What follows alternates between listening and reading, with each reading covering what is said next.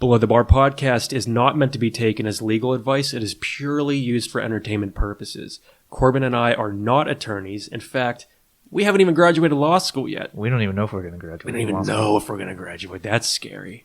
So if you have any legal concerns, please, I urge you guys to seek an actual attorney. With that being said, I hope you enjoy this episode, and that's all I have to say.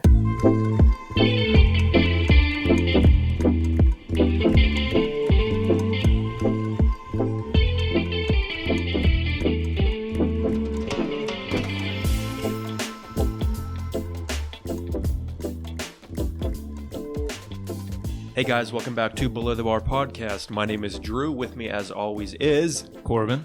And we got a good contracts case here for you today. This is Hawkins v. Mcgee, the hairy hand case. Yeah, it's about to get hairy, and I can almost guarantee that anybody listening to this has no clue what this case is about, unless they've read it, but I'm not even sure how you found this case. So. It's about to get hairy. I hate you. Yeah, it's great. It is about to get hairy.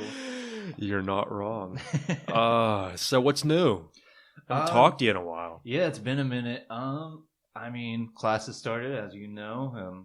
Good luck to all of our law student listeners. Yes. Hopefully this semester goes well for you guys. But other than that, I went and I looked at a house with my girlfriend. Trying to kind of figure out where we want to go whenever it's time to move, if we end up moving out of our place now. So yeah.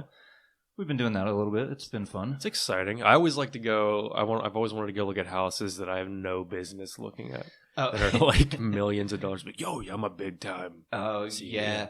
My friends and I in college, we used to go and we would drive around and look at all the expensive houses, and we would just go like, let's go look at the rich neighborhood. Yeah.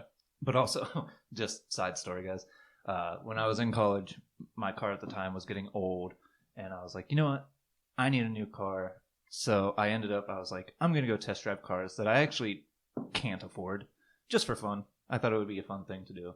So I went, and I had a Volkswagen Passat at the time. It was like... Good car. It was like 10 years old. Oh, okay. I had almost 100,000 miles on it. Yeah. So I drove it. It's a V-dub, though. Yeah, it was nice. But I get to the lot, and I'm like, okay, there's a brand new, at the time, I think it was like 2015. There was a brand new BMW 3 Series or something like that. And I was like, okay, let's test drive it. So I test drove it, and the company was like, do you want us to like look at your car and see how much we could give you for it if you traded it in? I was like, nah, you don't have to do that. So I test drive the car. I get back, and they're like, hey, we looked at your car. We can give you like $1,000 for it. And I was like, oh, I'm good. I'll pass on that one. But I was like, I love this car. It was like $60,000-$70,000. I forget how much it was. But there was no way out of your price range. I was in college. Yeah. So they were like, do you want to start paperwork? And I was like, no, I think I need to listen. I need to think about it. Yeah. So I left it. But then I was like, all I could think about for weeks was, I want that car. Yeah. So in the end, I was like, I just can't go and test drive cars that I'm going to fall in love with, because then all I want is that car. Yeah, and then you got to leave in no way to afford it. Yeah, then you got to leave in a Passat. Yeah, my car, they wouldn't give me anything for my car, man. Yeah. I'd have to pay someone to take my car. Please take my car. Dude, did I ever tell you what was going on with it? First of all, it's an electrical nightmare. It's a Dodge, okay? It's a Dodge Dart. So if there's any Dodge executives listening, can you do something about this? I think the CEO of Dodge, actually. He loves Below the Bar. He called me the other day and said, Drew, this is the Dodge CEO. You're doing a great job. That's my name. You're doing a great job. But my car, so the trunk will open by itself. It will just lock itself. Just like driving down the road? Oh, yeah, dude. I've been driving down the road, and I'll look at, like, what is that moving behind me? My trunk's just, like, bouncing up and down a little bit. The rear view camera's upside down, or it flickers on and off. All kinds of fun stuff. It's a real joy to drive. Seems like a cool car. Yeah, and I'm stuck with it. I'm still paying on it. I'm almost done. That's nice. Yeah. Once you get your car paid off, or whatever you're paying on paid off, it's just the best feeling in the world.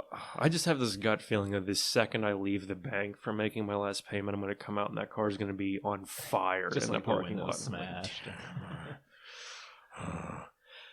So anyway, let's get to the case here. Hawkins v. Mcgee, the hairy hand case. Do you want to run us through a brief discussion of the facts here? Yeah, I can do that. So this case has to do with Edward Mcgee.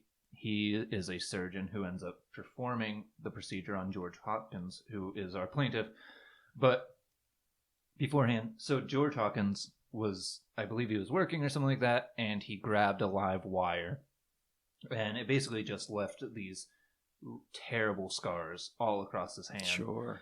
So George decides to go to Edward, the surgeon, and he's like, okay, I need like these scars taken off my hands. Like, they're painful. I need it gone. They're grotesque.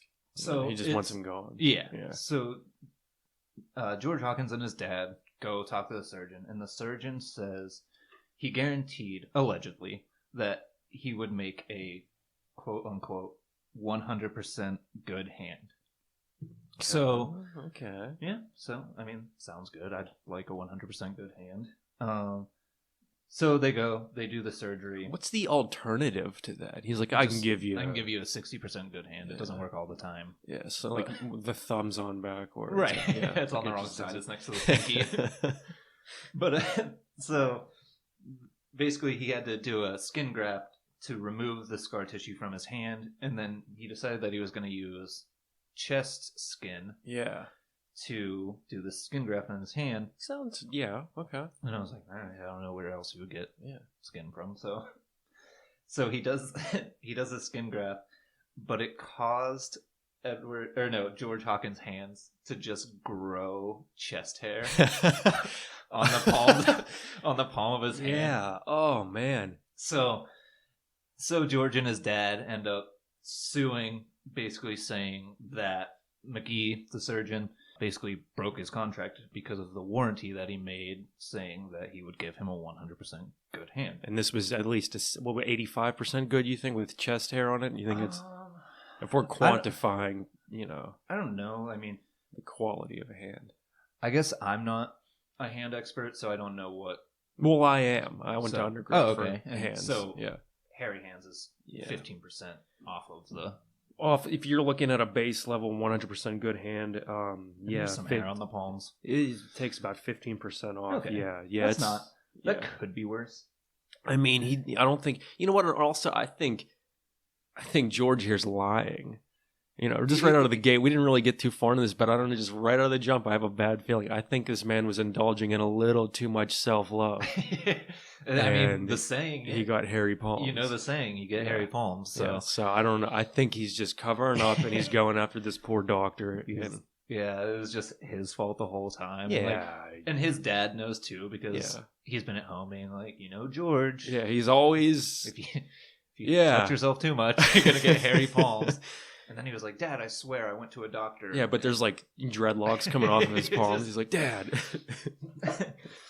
But yeah, exactly. So he was growing chest hair on his hand. Oh my God. Could you imagine that? Can you imagine having to shave your hands? Oh man, I already have to shave my knuckles sometimes. Could you imagine your palms?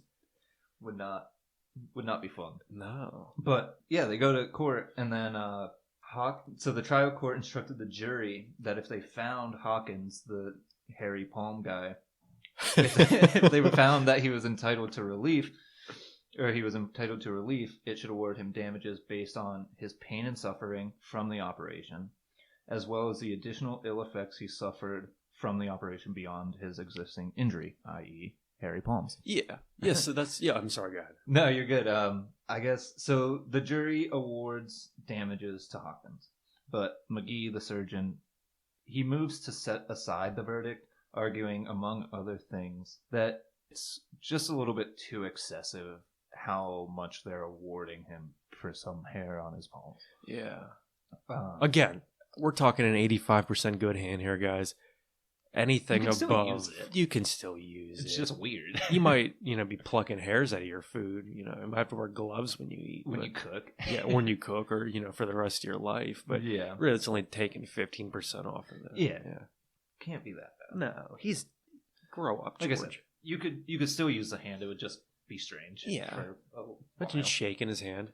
Imagine it like an interview. Just like petting your palms.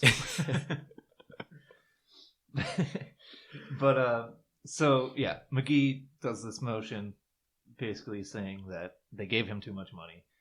So he denied this, so the court denied Mcgee's motion regarding his challenge to the evidentiary and legal support of the verdict, basically saying that he tried to argue that it was against the weight of law, and basically the trial court said, no, it's not. We can do this. But they did agree with him that the verdict was excessive and that they awarded Hawkins too much money.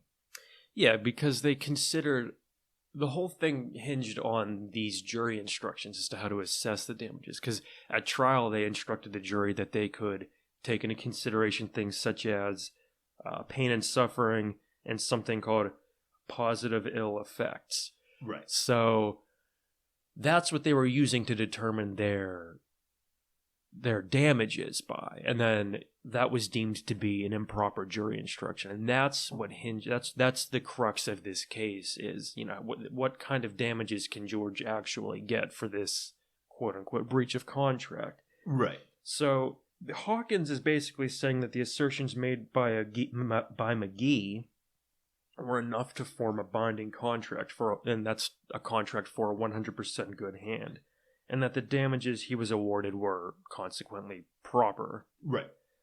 And Mcgee is obviously going to be arguing that the instructions to consider pain and suffering and positive ill will were improper, and thus the damages that he received were improper.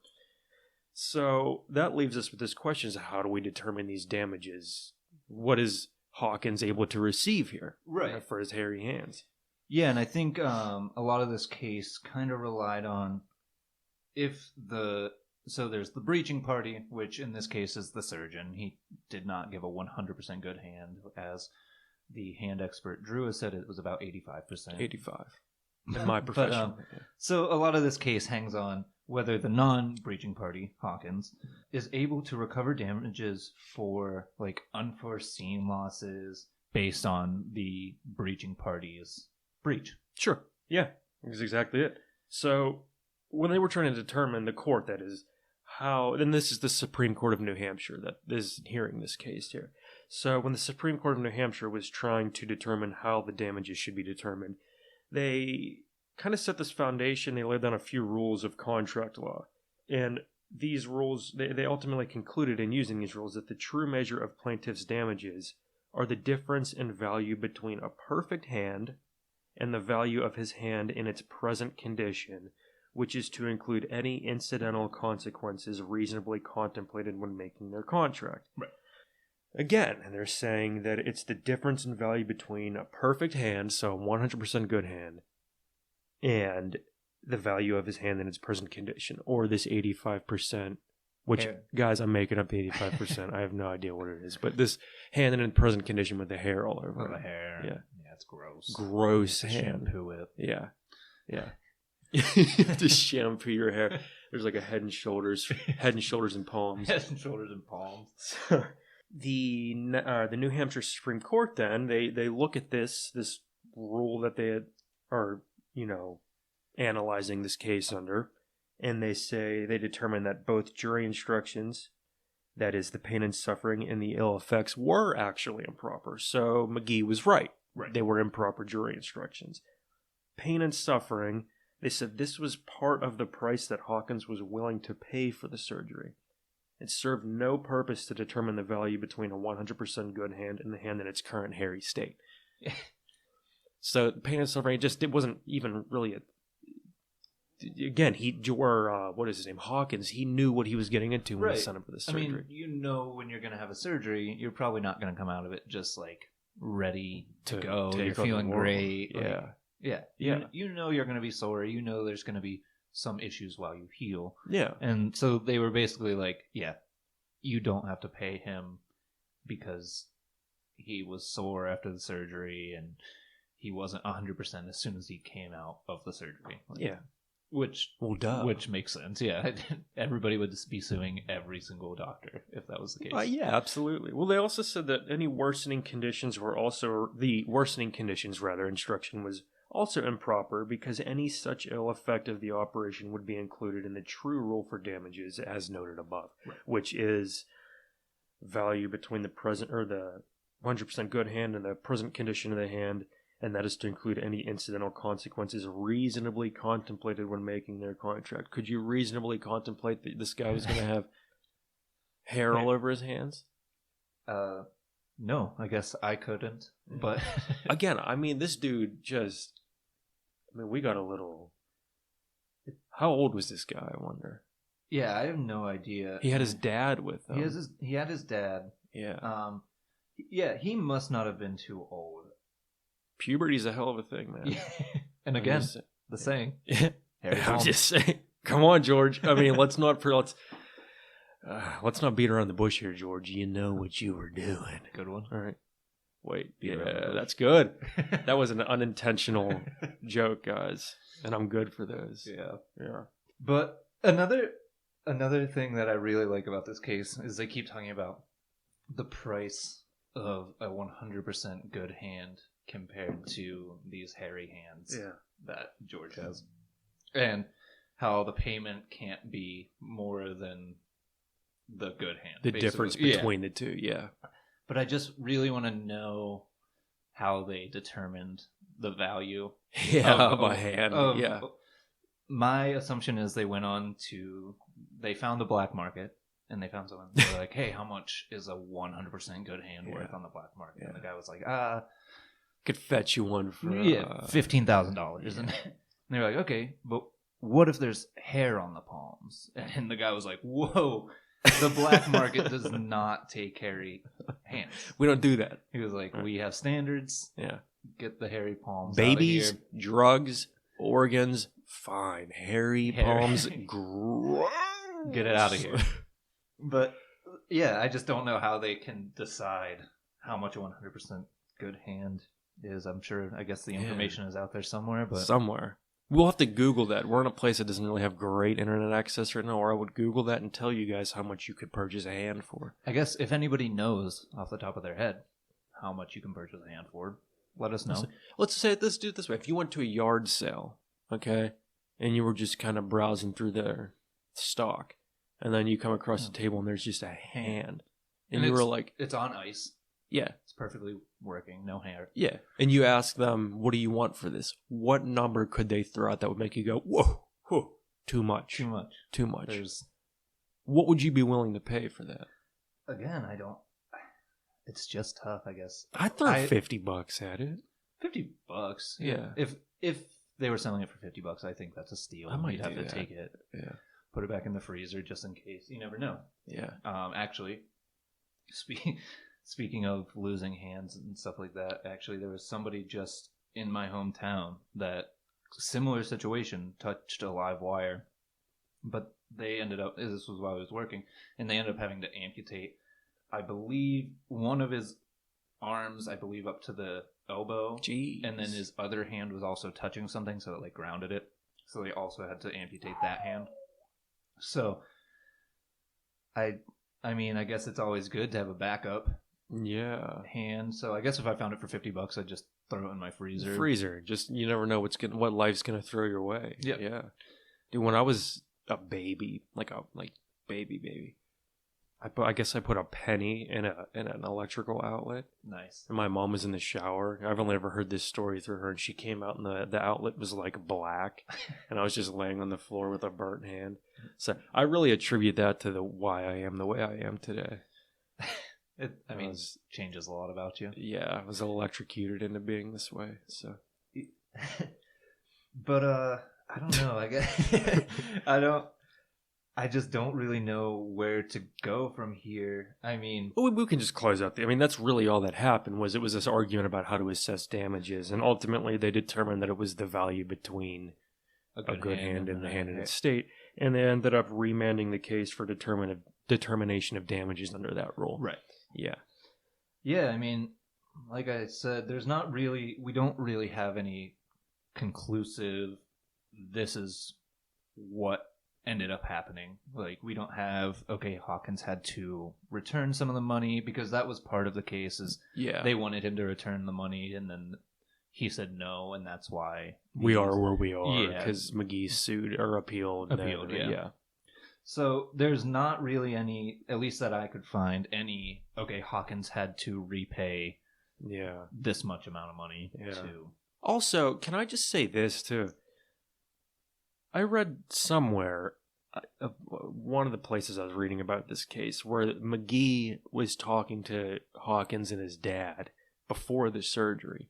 Okay. And basically told him that he has no experience in skin grafting and that he was going to experiment here.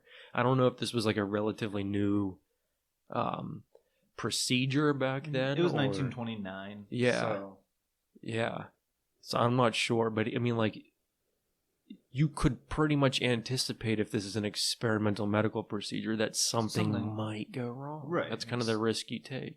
Yeah. I mean, I guess if somebody had to do a serious surgery on me and they were talking to me and my parents and they were just like, yeah, I mean, I've never done this before. I'm just winging it. But, like, I just figured I'd start now.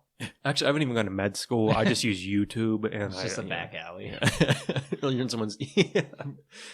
They have like a butter knife. And one second, the video's buffering. It's like in the middle, you're bleeding out. They're like, hold on, my connection's slow.